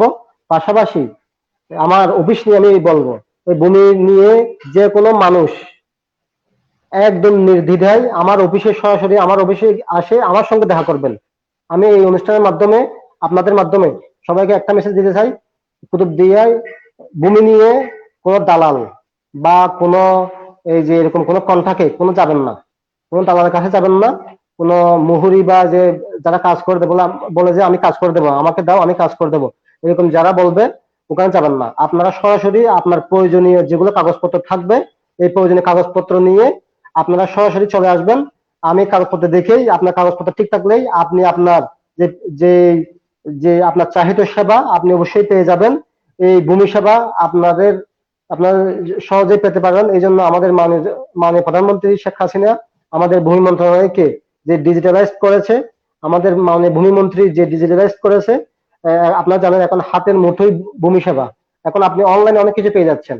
আপনি আপনি ঢাকায় বসে, আপনার কাগজপত্র থাকলে আপনি ঢাকায় বসে আমাকে আপনার আপনার জমির আপনি মিউটেশন করার জন্য আপনি আবেদন করতে পারেন। তাহলে এর চেয়ে বড় সুবিধা তো আর নাই। আপনার আপনার কারো কাছে যাওয়ার দরকার নাই। আপনি যদি না বুঝেন সরাসরি আমার অফিসে চলে আসবেন। আমি আবার বলছি, কোনো দালাল বা কোনো মহিলার কাছে যাবেন না। আপনার প্রয়োজনীয় কাগজপত্র নিয়ে আপনি সরাসরি আমার অফিসে চলে আসবেন। আমার নাম্বার আছে, আপনি আমার নাম্বারে ফোন দেবেন। আমার পক্ষ থেকে আমি অবশ্যই চেষ্টা করব আপনাকে সহযোগিতা করার। কোনো অনৈতিক, কোনো অবৈধ লেনদেনে জড়াবেন না। আমি আবারও বলছি, কোনো অনৈতিক অবৈধ লেনদেনে জড়াবেন না। আর এবং পাশাপাশি কেউ যদি চায় অনৈতিক বা অবৈধ লেনদেন, যদি কেউ যদি চায়, এটাও আমাকে জানাবেন। আমি আপনার পরিচয় গোপন রাখবো। গোপন রেখে আমি অবশ্যই আমার অফিসের হোক বা বাইরের হোক, যে কেউ হোক, আমি আমি এটা আইনানুগ ব্যবস্থা নেব। আমার এসিল্যান্ড অফিস নিয়ে আমি এটাই বলতে চাই, আপনাদেরকে মেসেজ দিতে চাই, কুতুবদিয়া সাধারণ মানুষের জন্য কাজ করতে চাই। আহ, তো আপনারা এই ক্ষেত্রে আপনাদের অবশ্যই সহযোগিতা আমি কামনা করি। আপনারা যদি সহযোগিতা করেন তাহলে আপনাদের সেবা করতে আমার পথ আরো সহজ হবে, মসৃণ হবে। এবং এই অনুষ্ঠানের মাধ্যমে আপনাদের কুতুবদিয়াবাসী সুস্থ থাকেন, ভালো থাকেন, আপনাদের স্বাস্থ্য ভালো থাকুক। এবং পাশাপাশি আজকে যে আপনি উপস্থাপনায় আছেন ফুরকান কুতুবী, আপনাকে অনেক ধন্যবাদ। আপনাদের দীপশিখার কার্যক্রমকে ধন্যবাদ জানাচ্ছি। আপনাদের আল্লাহ তাআলা সবার মঙ্গল কামনা করুক, সবার মঙ্গল করুক, আমি এই কামনা করে আমার বক্তব্য শেষ করছি। আল্লাহ হাফেজ।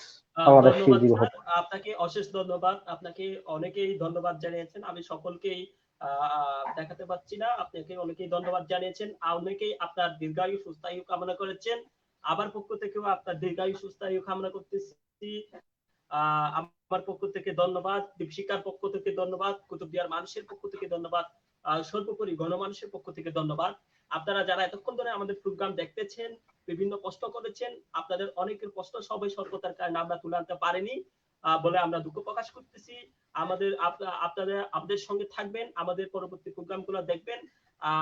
আমাদের পরবর্তী প্রোগ্রাম হচ্ছে আগামী, এখন একজন কমেন্ট করেছেন আপনার দীর্ঘায়ু কামনা করেছেন, আমরা ওনার দীর্ঘায়ু কামনা করতেছি। আমাদের আগামী প্রোগ্রাম 14ই আগস্ট শুক্রবার রাত 8:30টায় আমাদের অতিথি হিসেবে থাকবেন কুচ ট্রাস্টের নির্বাহী প্রধান রাজাউল করিম চৌধুরী স্যার। আমাদের প্রোগ্রাম দেখার জন্য আপনাদের সকলকে আমন্ত্রিত।